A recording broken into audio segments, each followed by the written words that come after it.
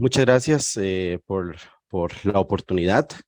Gracias por estar acá y todos los que están conectados, conectadas.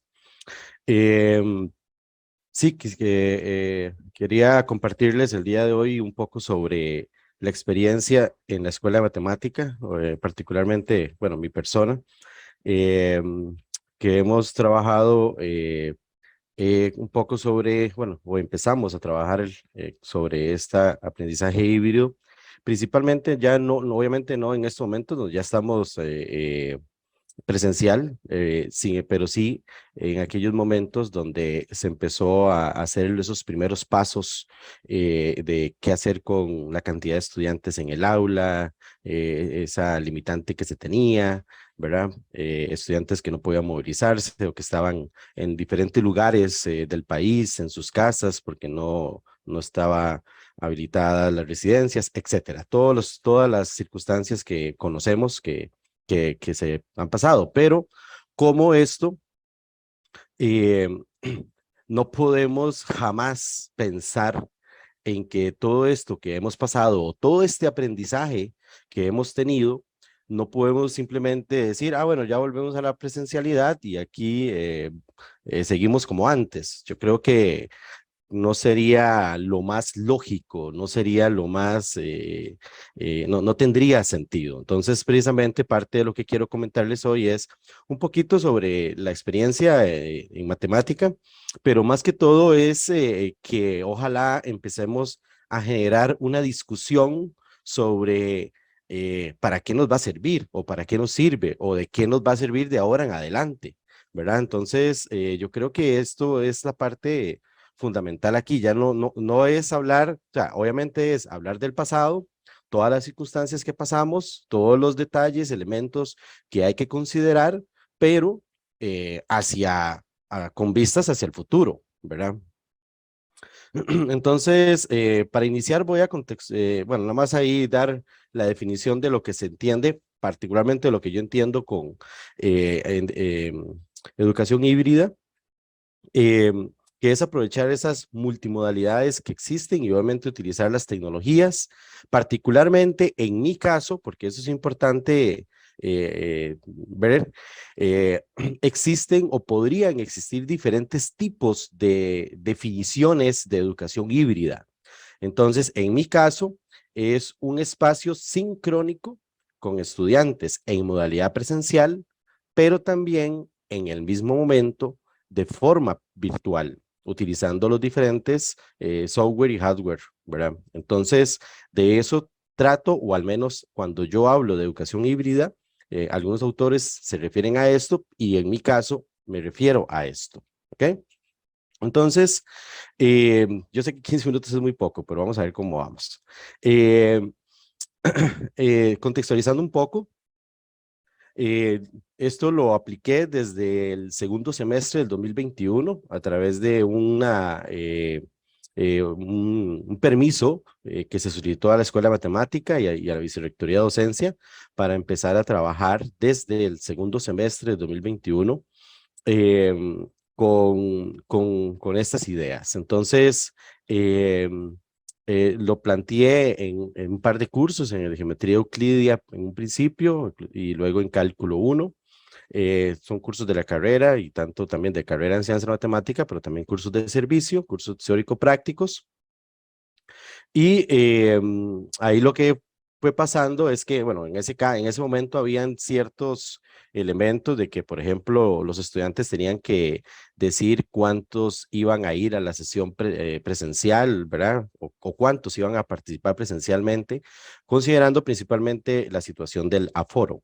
Entonces, bueno, esos fueron cuestiones que se fueron eh, discutiendo, ¿verdad? Porque en algún momento de los 30 estudiantes que habían, tal vez querían ir 20, pero en el aula solo podían ir 15. Entonces se hacía un cierto, ¿verdad? Un cierto rol, ¿verdad? Para que algunos participaran de forma presencial y otros de forma virtual. Em, Algo muy importante es que esto, como esto, digamos, cuando estábamos en pandemia y lo que se hacía eran dar clases sincrónicas, como este espacio que estamos teniendo ahorita en estos momentos acá. Entonces, y pensar en tener estudiantes presenciales, ¿verdad? En ese momento y demás era un reto. Eh, entonces, pero además no solamente eso, sino que además no se tenía en la universidad los equipos, o sea, sabíamos o sabemos que existen sistemas de videoconferencias volados, o sea, súper caros, que obviamente si la universidad o si la escuela de matemática tuviera un sistema de videoconferencia, entonces se haría de una forma eh, ese proceso sería muy fácil, o al menos no tan complejo. Pero al no tener nada de eso, entonces, junto con el informático Gustavo Rojas, empezamos a ver qué ocupábamos para hacer una clase híbrida. Y entonces, y esto, sí, esta foto que les muestro es lo que fuimos construyendo. Entonces, por ejemplo, aquí arriba pueden ver que es una cámara de unos 40, no, de unos $60.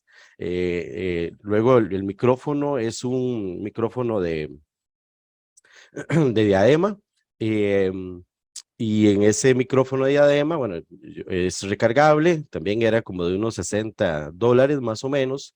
eh, los parlantes eran parlantes cualesquiera de una computadora, ¿verdad? Y el equipo de una computadora que siempre se tiene.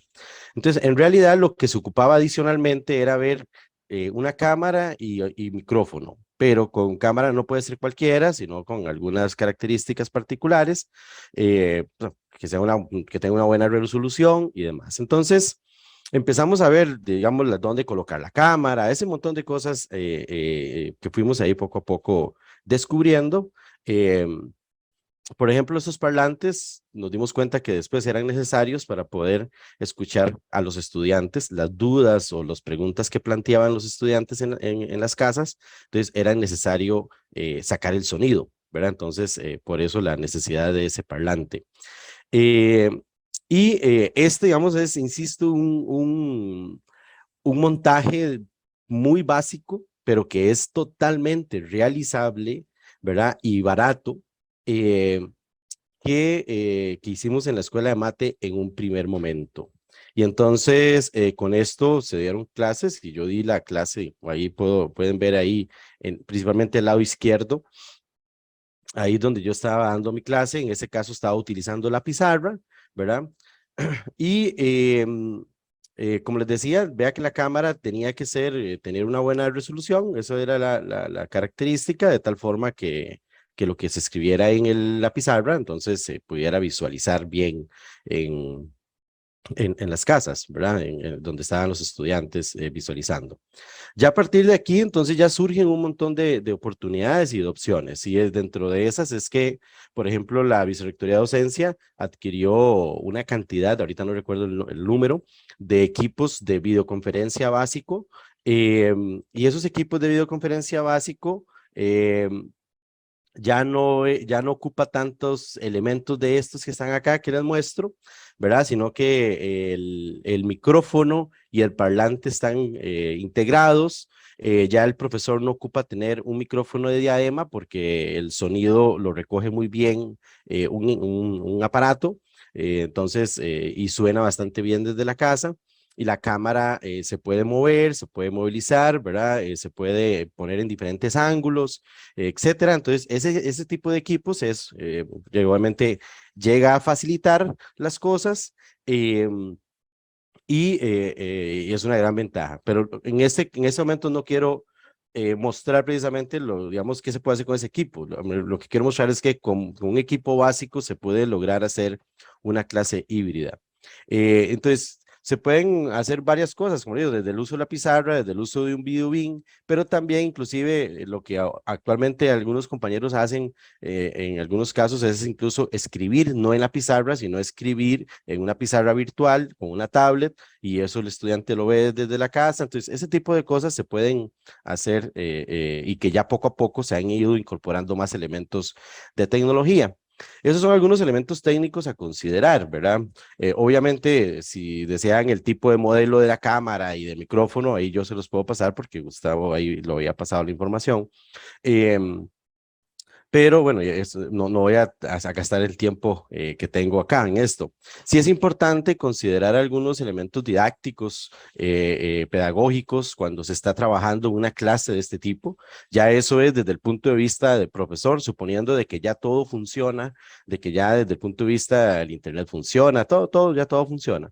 Entonces, hay que considerar algunos elementos didácticos. Por ejemplo, es muy importante las preguntas de los estudiantes que están en la casa. O sea, también las preguntas de los estudiantes presenciales, esto es algo muy interesante porque yo me di cuenta observando un video, ya después de que grabé la clase, me di cuenta que los estudiantes que estaban en la casa no escuchaban la pregunta de los estudiantes presenciales. Entonces, yo estaba explicando, un estudiante presencial me preguntó, profe, pero ¿por qué ahí da 25? Y entonces yo empiezo a explicar, pero no, en el video no se sabe qué es lo que estoy explicando o con base o qué pregunta estoy contestando. Entonces, esas son cosillas que hay que considerar dependiendo del equipo que se tenga, ¿verdad? Y, y entonces uno como docente tiene que considerar, pero también aquí es muy importante que uno tiene que estar atendiendo a ambas poblaciones, visualizando aquellos estudiantes que están en la casa, incluyéndolos digamos, en el diálogo, ¿verdad? ¿verdad? En la clase, ¿verdad? Eh, si se va a utilizar la pizarra, que haya una muy buena simbología y ¿verdad? Y una buena letra. Sí es importante en ese momento, ¿verdad? Que si ese espacio presencial era aprovecharlo al máximo, ¿verdad? En ese caso, de competencias profesionales y habilidades profesionales que son importantes. Y considerar también grabar la clase para que se tenga ahí como un registro. Como les digo, aquí yo creo que aquí puedo hablar de un montón de situaciones que yo viví, ¿verdad? Desde las más básicas hasta cuestiones más complejas que tienen que ver con cuestiones disciplinares y demás. También puedo comentar aquí sobre una pequeña encuesta que le hice a los estudiantes sobre la percepción de ellos en esas clases. Puedo comentar un montón de cosas, pero no es el caso y además no tengo tiempo. Entonces, lo que sí quisiera aquí es, lo que les decía al inicio es, con base en experiencias como este, y que yo sé que precisamente esos espacios de innovación es para precisamente poder empezar a discutir de todo esto que nos funciona para futuro, o sea, o para ahorita y futuro, ¿verdad? Entonces, sí es importante que tengamos que ver como universidad o universidades o, ¿verdad? Sedes, etcétera, qué oportunidades tenemos con base o con base en esas experiencias y con base a la educación híbrida. Entonces, yo creo que sí es importante, ya tenemos que pensar en que algunos grupos particulares sean de bajo esta modalidad, eso indicándolo desde la matrícula y que el estudiante que va a matricular ese curso de esa modalidad ya sepa que lo va a matricular y que va a tener esa modalidad. Bueno, esto, ¿verdad? Es que no modifique las evaluaciones y demás, entonces, pero sí es importante que, por ejemplo, si hay 10 grupos de matemática general, entonces tal vez tener la posibilidad de que uno de esos grupos tenga esta modalidad, considerando obviamente lo que ya sabemos, estudiantes que trabajan y que no llegan a tiempo, estudiantes que viven o que tienen que pagar un pasaje desde diferentes lugares muy largo, igual que no llegan a tiempo, que llegan a sus casas cansadísimos, o estudiantes que simplemente no pueden pagar una residencia, etcétera. Un montón de circunstancias que se podrían considerar para aquellos estudiantes y que son muy particularmente de nuestros estudiantes de la universidad, que sabemos que la mayoría tienen muchas dificultades económicas, entonces se podría pensar en grupos particulares bajo esta modalidad. Víctor, También creo que sería importante, si puedes ir cerrando, por sí, ya favor. me faltan 37 segundos, aquí lo Listo. estoy midiendo. Ok. Ajá, gracias. También sería importante que las licenciaturas, también considerando las particularidades de esos estudiantes licenciados que ya van consiguiendo trabajo lejos de las sedes o lejos de donde trabajan, perdón, donde estudian, también considerar esta modalidad. Y algo muy importante que yo creo que aquí sí tenemos que dar un paso, y es un paso muy fuerte, es que que tanto maestrías o doctorados pensar en que se ofrezcan maestrías y doctorados de forma internacional. No estoy diciendo que no es que se haga, ya yo sé que muchas de esas cosas ya se hacen, pero esto hay que potenciarlo y tener esto como una oportunidad en donde perfectamente se pueden tener estudiantes de cualquier parte del mundo, ¿verdad? Y en una clase dada los sábados a las 8 de la mañana y los estudiantes de esas partes del mundo conectados sin, digamos, en el mismo momento, en el mismo espacio para generar discusión y demás. Entonces, eso era, ahí está mi correo electrónico, estoy para servirles, estoy de la Escuela de Matemática, como ya lo dijeron, y un placer haber compartido con todos ustedes.